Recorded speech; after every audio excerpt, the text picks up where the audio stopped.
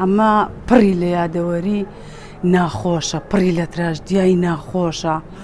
ینی باوەڕ بکە کە هاتوومە بۆ ئێرە، ینی هەمووی لە پێش چاومە، وەکو فلمێک چۆن دووبارە یەکەیتەوە ئاوا هەمووی لە پێش چاومە، هیچم بیر نەچووە.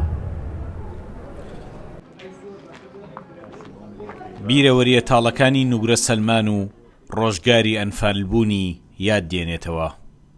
فەزیلە ئەو ژنەی 8 مانگ لەناو ئەم زیندانە ترسناکەی بەعزدا لە نوگرە سەلمانی باشووری عێراق لەگەڵ هەزاران ئەنفالکراوی کوردی تردا زیندان بوون. شاید حاڵی ئەو ڕووداوانەیە کە لەناو ئەم زیندانەدا وەک ستەم بەرامبەریان کراوە. مناڵ لەو دی بوو، ژن لەم دی بوو.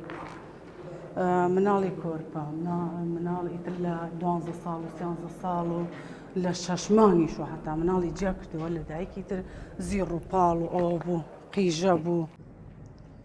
کوشتن و لێدان و بەسەرهاتی سەگەڕەشەکە و تاوانەکانی حەجاج لە بیری ناچنەوە.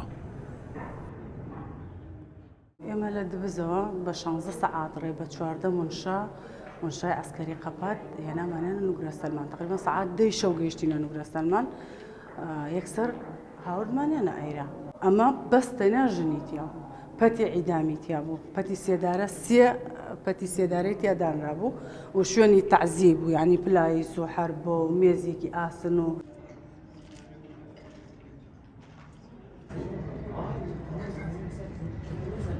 براکەم لێرە کۆچی دوایی کرد. خوشک هەر دوو خوشکەکەم و براکەم هەفتەیە بینیان بوو، هەر لەم شوێنەیە کۆچی دواییان کرد. فەزیلە تەمەنی 13 ساڵ بوو کە لەگەڵ دایک و باوک و برا و خوشکەکانیدا ئەنفال کرابوون. دوو خوشک و برایەکی لەوێ شەهید بوون و شاید حاڵی ئەو ڕۆژەشە کە سەگەڕەشەکە بە بەرچاویەوە تەرمی براکەی خواردووە. کەسە هاتمە ئەیلا سەیرم کرد پیاوێک کەوتووە لە ئەو کۆریانە، کە هاتمە ئەملاتە سێم براکەی خۆمیش کەوتووە، سەگەڕەشەکە سیوجگەرەکەی دەرهێنا بوو، خەریک بوو ئەی خوارد. یعنی زۆر کارەساتێکی زۆر ناخۆش بوو، ئەوە قەت لە بیر ناچێت قەت.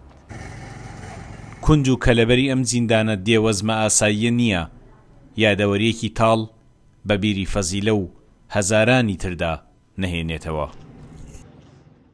هێندەی سەختی و فراوانی قەڵاکە پڕیشە لە چیرۆکی تراژیدی 35 ساڵ لەمەوبەری قوربانیانی ئەنفال کراو. چیرۆکەکەی فەزیلە یەکێک لەو سەدان چیرۆکانەیە کە پێویستە لە مێژووی مرۆڤایەتیدا بنووسرێتەوە. سامان کەریم کورد چاد نیوز، قەڵای نوگرە سەلمان.